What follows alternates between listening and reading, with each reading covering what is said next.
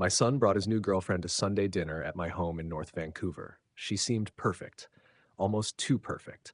Designer clothing, a confident smile, and the kind of presence that filled the room.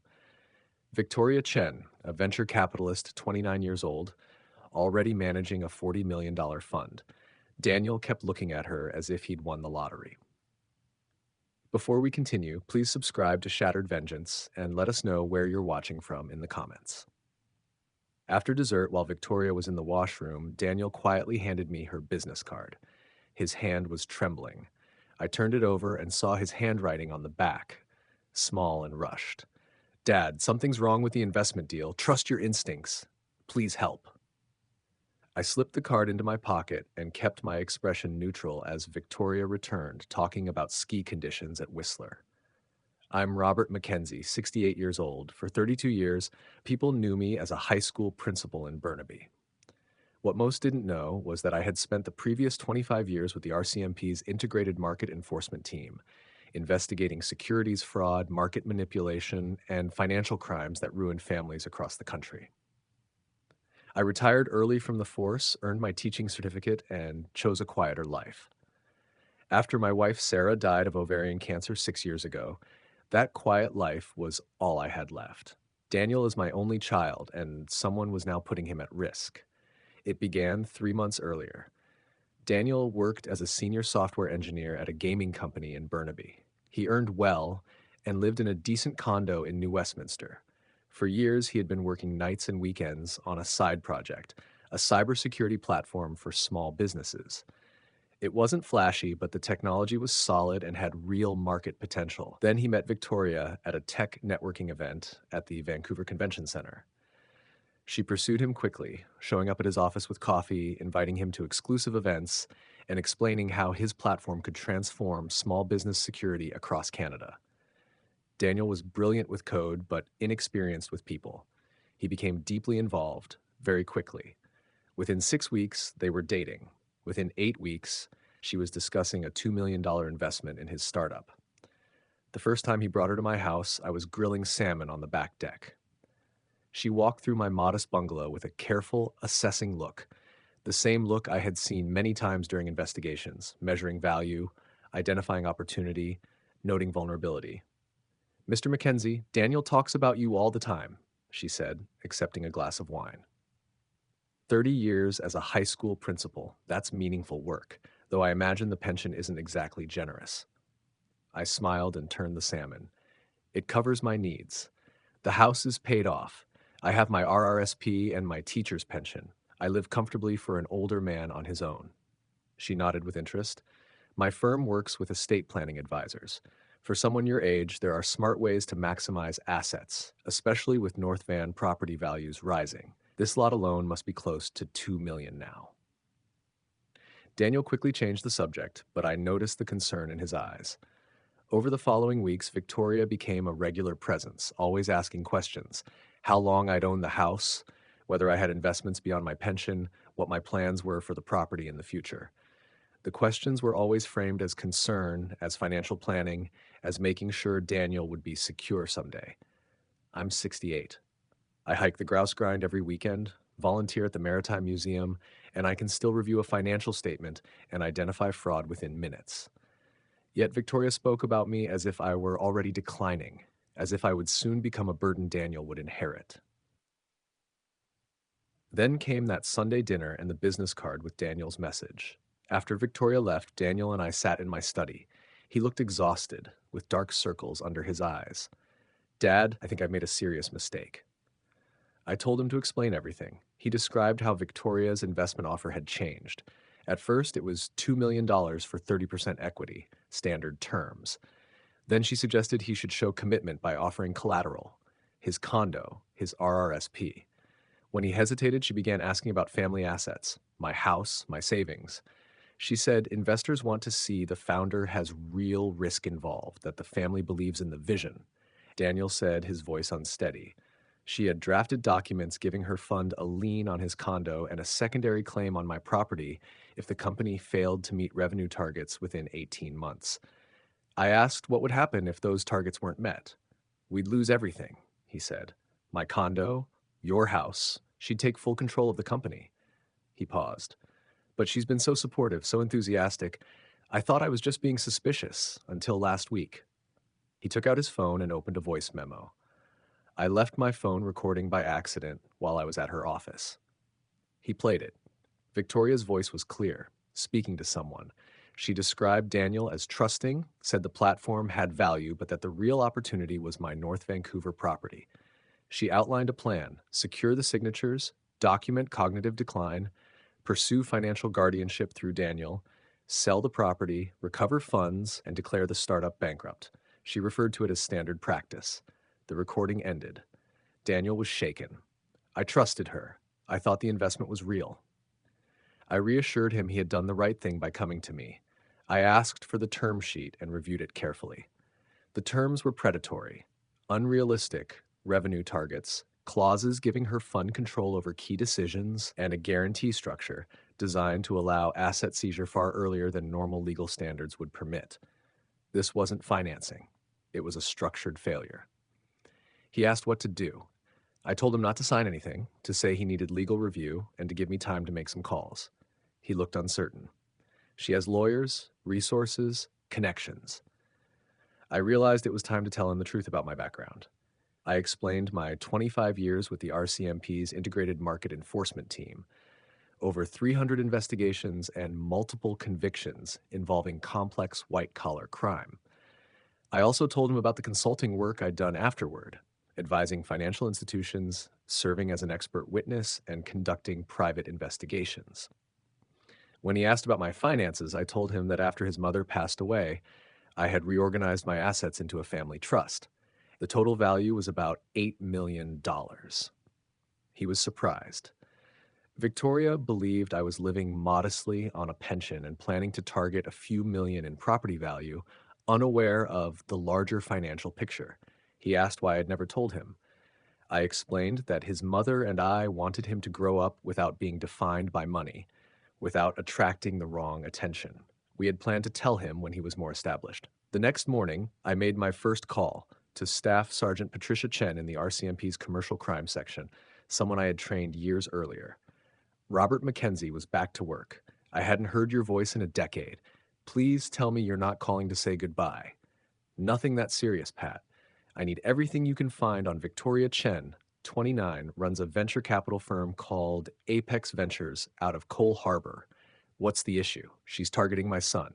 I believe she's operating a structured investment scheme, but I need to know if there's a pattern. Give me 48 hours. My next call was to Martin Chen, no relation to Victoria, a securities lawyer I'd worked with on many cases. Martin, I need you to review some investment documents for my son, pro bono if possible. He's about to be taken advantage of by someone experienced. Send them over. If this involves your family, I'll make time. Then I called James Wong, an investigative journalist with CBC who had built much of his career on tips I'd given about financial crime. James, remember the favor from the Bitcoin mining investigation? I've owed you for years, Robert. What do you need? Venture capitalist named Victoria Chen. I suspect she's running a predatory lending model disguised as startup funding. I need you to analyze her portfolio and trace where the money actually ends up. I'll start immediately. Daniel followed the plan. He told Victoria he wanted a lawyer to review the documents before signing. She sounded supportive, but when he played me the call, there was pressure behind her tone. Take all the time you need, she said, but the longer we wait, the more likely another investor steps in. This opportunity won't stay open forever. A standard tactic: create urgency to limit proper review. Over the next 2 weeks, the information came in. Pat Chen called first. Robert, you were right. Victoria changed her name 6 years ago. She used to be Victoria Wong and was linked to a securities investigation in Ontario. She was never charged, but there were 3 investor complaints. Each claimed she persuaded them to transfer control of family assets for investments that never materialized. All cases were settled with non-disclosure agreements. There was a pattern.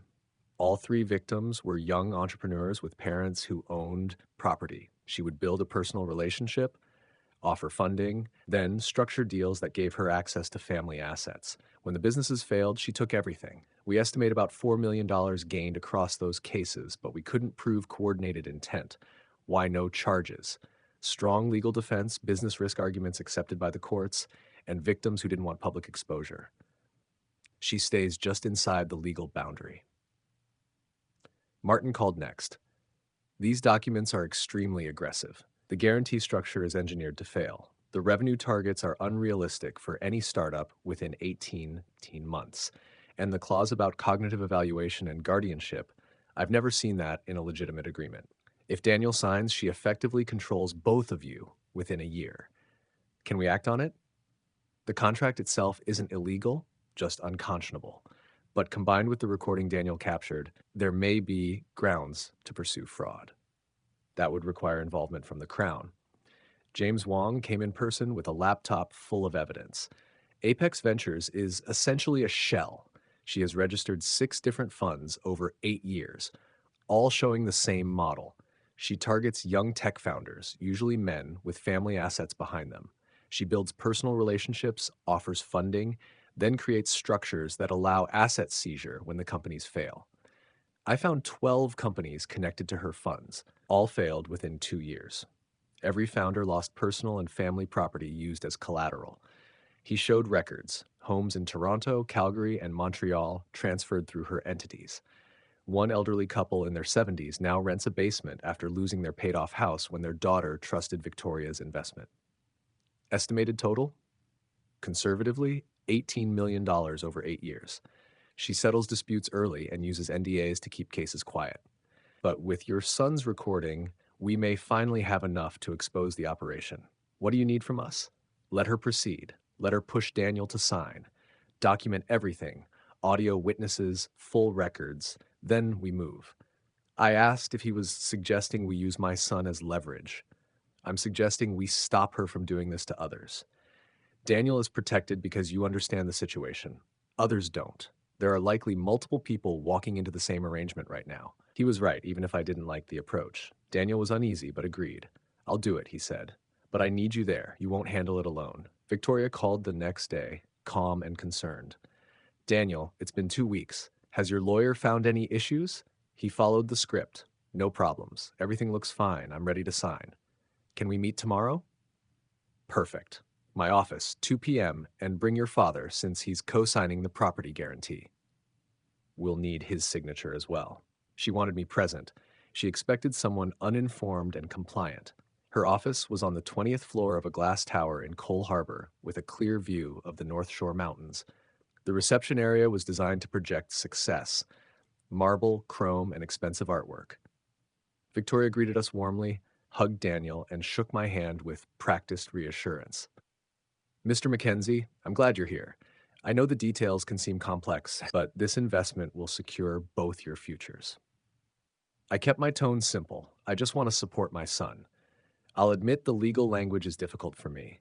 The response confirmed what she expected. We sat in a conference room with her lawyer present. Victoria walked through the agreement, minimizing the restrictive clauses and focusing on potential growth. By guaranteeing your property, she explained, you're helping Daniel access the capital he needs. When the company succeeds, you benefit as well. And if it doesn't, I asked. That's the purpose of the guarantee, but I have strong confidence in the technology, she said, placing a reassuring hand on Daniel's arm. Where should I sign? She pointed to the lines. I picked up the pen, then set it down. Before signing, I have a few questions about your fund, of course. How many companies are currently in your portfolio? 12 active investments. How many have met their revenue targets? A pause. Several are still developing. How many have failed? Startup investing involves risk. How many founders have lost family homes through guarantees like the one you're asking me to provide? The room became silent. Victoria's expression tightened. I'm not sure what you're suggesting. I placed the pen on the table. I'm suggesting this isn't venture capital. It's a structured asset capture model targeting young founders and their families. I'm suggesting you've used it at least 12 times in 8 years, acquiring roughly $18 million in property across Canada. Victoria stood up, her lawyer visibly unsettled. If you're uncomfortable with the terms, we can end the meeting. I'm not comfortable with fraud. She turned to Daniel. Tell your father this is standard practice. I continued calmly. I'm aware of the Ontario cases under the name Victoria Wong. 3 complaints, 3 settlements. I'm aware of the Oakville couple who lost their home, the single father in Calgary now living with family, and the retired teacher in Montreal who lost her condo.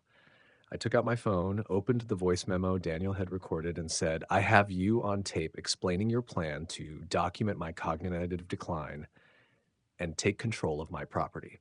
I pressed play. Her voice filled the conference room, outlining the strategy clearly.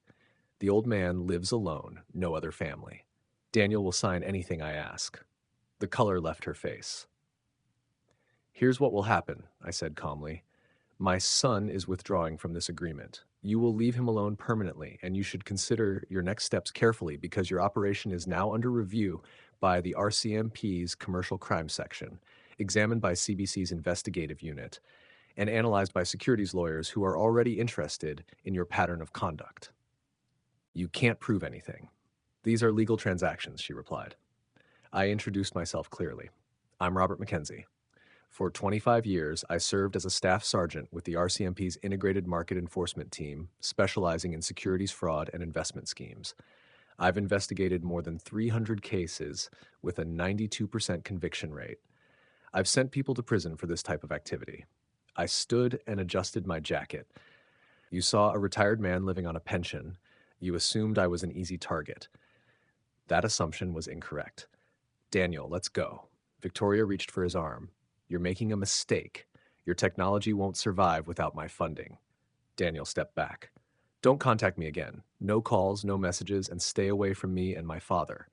Her lawyer was already closing her files and preparing to leave, recognizing the situation. In the parking garage, Daniel was still processing what had happened. Did we really just do that? You did, I told him. You trusted your judgment, you trusted the facts, and you confronted someone who intended to take advantage of you. What happens next? Now we let the system work. The RCMP acted quickly. With Daniel's recording, the material gathered by James Wong, and statements from 3 previous victims willing to break their NDAs, investigators had sufficient grounds for charges: securities fraud, criminal breach of trust, and attempted extortion. Pat Chen called after the arrest. She's being held without bail. The Crown believes there are strong cases involving at least 8 victims. Potential sentencing could range from 12 to 15 years. James Wong produced a 3-part CBC investigative series on predatory venture capital practices, focusing heavily on Victoria's operation without identifying Daniel. The series received a Canadian Screen Award and led to new provincial rules regarding investment guarantees and the use of family assets as collateral. More importantly, once the story became public, additional victims came forward.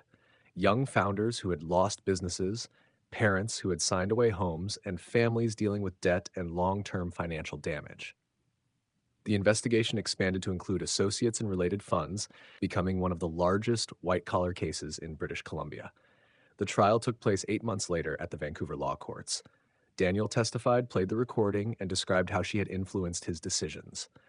Crown Prosecutor Rebecca Kim presented the pattern clearly. 8 families affected, approximately $18 million taken, and extensive financial harm.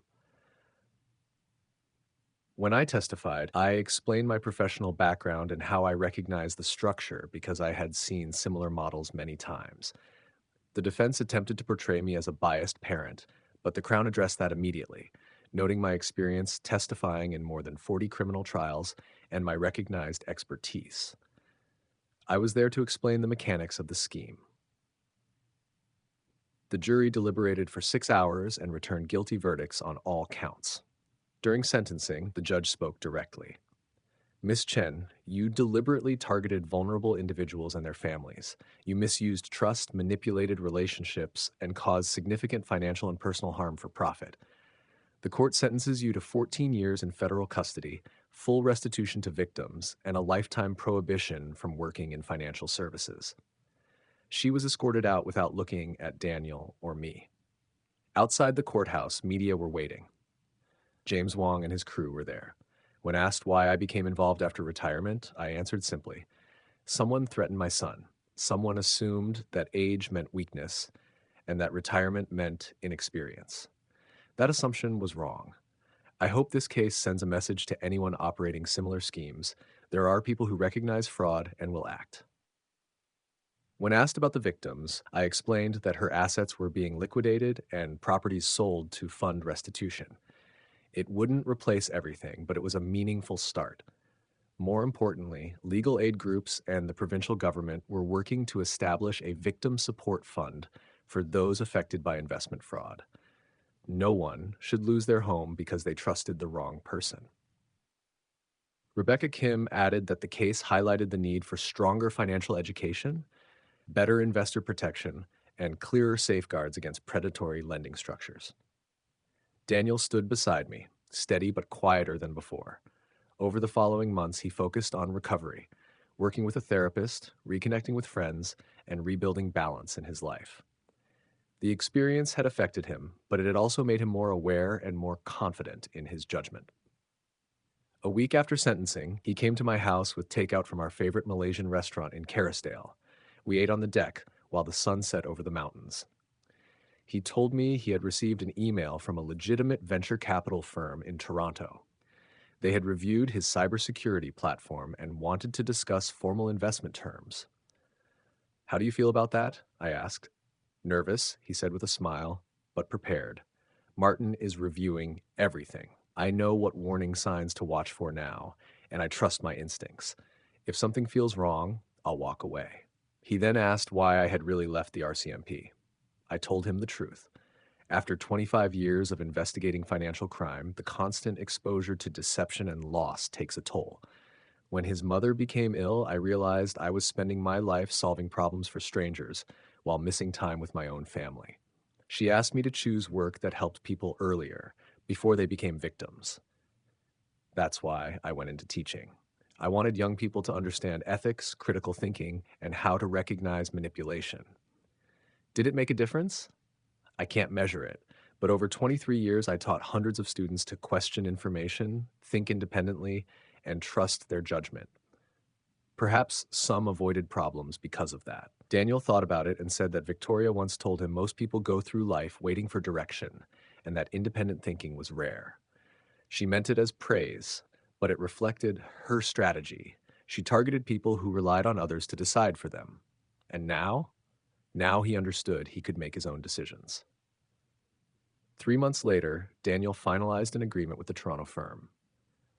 The terms were standard, the valuation fair, and there were no personal or family guarantees involved. He hired his first employees and moved the company into a proper office in Gastown. His platform began gaining steady adoption among small businesses across Canada. It wasn't going to make him wealthy overnight, but it was legitimate, sustainable, and built on honest work. I joined him at the office launch celebration. His team was young, motivated, and focused on solving real problems through technology. They wanted to build something meaningful rather than chase quick success. Daniel gave a brief speech thanking his investors, his employees, and his father. He said, "My father taught me that integrity matters more than rapid success, that shortcuts usually come at a cost, and that if something looks too good to be true, it probably is." Those lessons almost put him at risk, but they ultimately protected me from losing everything. I'm grateful for that every day. The room responded with warm applause. After the event, one of his team members, a young woman named Sarah Chen, came over to speak with me. She explained that her brother had nearly been drawn into a similar scheme the previous year involving a cryptocurrency investment that turned out to be a Ponzi structure. They had exited just before it collapsed. She thanked me for taking action and for speaking openly about the case. I told her that awareness matters. The more these situations are discussed publicly, the more difficult it becomes for fraud operators to succeed. As the evening ended, Daniel and I stood on the balcony overlooking False Creek. He mentioned the victims' fund I had spoken about, the one being created using restitution payments. He said he wanted to contribute and also volunteer his time to help other early stage founders recognize predatory investment terms. He wanted the experience to have a practical purpose beyond his own recovery. I told him his mother would have been proud. He replied that she would have been proud of me as well. I could have handled the situation quietly, protected him, and moved on, but instead we built a case that helped multiple families and led to regulatory change. That, he said, reflected who I was. 6 months after the trial, I received a letter from a maximum security federal facility. The sender was Victoria Chen. The envelope remained unopened on my kitchen table for several days before I finally read it. In the letter, she acknowledged that her actions toward Daniel and the other families were inexcusable. She described growing up in financial insecurity and developing a mindset that prioritized control and protection at any cost. Over time, she began to view people as assets rather than individuals. She wrote that during the trial she felt no remorse, but after hearing victim statements and reading letters describing the long-term impact, she began to understand the damage she had caused. She said she was using her time in custody to complete a degree in social work, hoping to contribute positively in the future. She asked that Daniel be told she was sorry, not to seek forgiveness, but because he deserved to hear it. She also wrote that she had suspected from our first meeting that I had recognized what she was doing, and she thanked me for stopping her before more families were harmed. I read the letter twice and placed it back in the envelope. I chose not to share it with Daniel unless he asked. Forgiveness, if it came, would be his decision. However, I respected the accountability expressed. A prison sentence has an end. What matters is the person someone becomes afterward. The Victims Fund officially launched the following spring. With restitution payments and private contributions, the fund began with approximately $3 million. Its purpose was to provide legal assistance for families facing questionable investment agreements, education programs for early-stage entrepreneurs, and emergency financial support for those rebuilding after fraud. Rebecca Kim joined the board, along with Martin Chen and James Wong. We met quarterly to review cases and track results. In the first year, the fund supported 43 families, provided legal reviews for high-risk investment offers, prevented 12 potential fraud cases, and helped recover more than $2 million for victims of unrelated schemes. The work was careful and sometimes slow, but the impact was measurable. Meanwhile, Daniel's company continued to grow steadily. Within a year, he had hired 20 employees and expanded operations to Toronto and Montreal. He also began a relationship with someone new, Alexandra, a graphic designer who had previously experienced a financial scam herself. Their shared experiences gave them perspective and caution. She brought balance back into his life and helped him rebuild trust gradually and thoughtfully. When Daniel brought her to Sunday dinner at my home, I observed their dynamic. She asked direct questions, challenged his assumptions, and maintained her independence. He listened carefully, respected her views, and showed no need to control or persuade. The relationship appeared balanced and healthy. After dinner, Daniel told me Alexandra knew about everything that had happened with Victoria. He said he wasn't hiding that part of his life because it had shaped who he was now. That approach, I told him, was wise. Alexandra later said Daniel had told her about my background and the cases I had worked on. She suggested that what I had done went beyond routine professional work. I disagreed and said I had simply done my job. She pointed out that I could have pressured Victoria privately and protected only my family, but instead we pursued a process that helped many others. I reflected on that conversation later in my study, surrounded by reminders of my career. RCMP commendations, photographs with Sarah, service awards, and records from years spent investigating financial crime. For more than 2 decades, I had kept that part of my life quiet. I chose to live modestly, drive an older car, and maintain a simple routine so Daniel could grow up without the complications of wealth or the attention that comes from a high-profile enforcement background. Victoria had looked at that modest lifestyle and seen vulnerability. She underestimated my resources, my professional network, my experience, and most importantly, my willingness to act when my family was threatened. She assumed age meant weakness. That assumption proved incorrect. Because I chose to address the situation publicly instead of resolving it quietly, other families were protected. Young entrepreneurs began recognizing the warning signs of predatory investment structures. Regulations were strengthened. The environment shifted, even if slightly, in favor of people building legitimate businesses the right way. I picked up a photo of Sarah from our last anniversary before her diagnosis. We had been hiking the Sea to Sky Trail, her face bright and relaxed. I kept my promise to her. I told her I kept him safe and that I'm using everything we built together to help others. I believe she would have approved. Daniel called the next morning. Dad, Alexandra, and I are going to Whistler for the weekend. We booked you a room. I told him I was 68 and might slow them down on the slopes. He laughed and reminded me I'd completed the grouse grind the previous weekend in under an hour. You're in better shape than I am. Come with us. So I did. We skied moderate runs on Black Coombe, had dinner at a fondue restaurant, and later sat in the hotel hot tub talking about Daniel's expansion plans, Alexandra's design work, and my involvement with the Victims Fund. It felt normal. It felt right. It was the kind of life Sarah and I had always hoped he would have, built on honesty, meaningful work, and strong relationships. On the drive back to Vancouver that Sunday evening, Daniel said something that stayed with me. I'm glad Victoria happened, not for what she tried to do, but because I learned those lessons while I had you to support me. I could have faced something like that much later in life with no help and no second chance. This way, I learned early. I know what to look for, and I trust my judgment. I told him he had always been capable of trusting himself. He just needed confirmation. He agreed, but added something important. Being cautious isn't the same as being cynical, and trusting people is still worthwhile as long as you stay aware. Alexandra reached back from the passenger seat and held his hand. They were going to be fine. The Victims Fund continued to grow.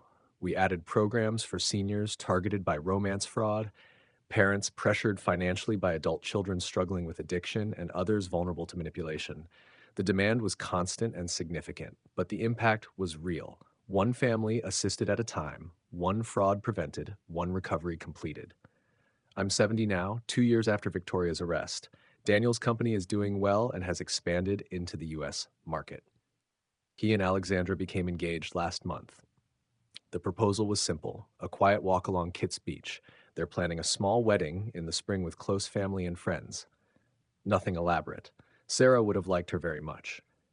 People sometimes ask if I miss the old work, the investigations, the pursuit, the arrests. I tell them I never stopped doing the work. It simply changed form. I spent 25 years prosecuting financial criminals, then 23 years teaching young people critical thinking and ethical decision-making. Now, in retirement, I focus on protecting families from individuals who hide behind legitimate business structures to exploit trust. Victoria Chen saw an older man and assumed vulnerability. She learned that age represents experience, not weakness. That retirement doesn't end capability.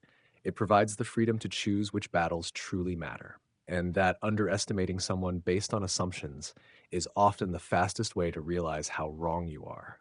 My son is safe. My family is secure. Other families avoided harm because we chose to act publicly rather than privately. Systems have improved. Regulations are stronger. Awareness is higher. Not perfect, but better, and sometimes better is enough. The ability to protect the people you care about, the judgment to recognize risk, the resolve to act when necessary, and the knowledge that the person who tried to take everything is now serving a 14-year sentence for those choices. If you found this story valuable, please like the video, subscribe to Shattered Vengeance, and share your thoughts in the comments. Have you or someone you know encountered a suspicious investment opportunity? What warning signs did you notice? To hear the next story, click the link appearing on your screen.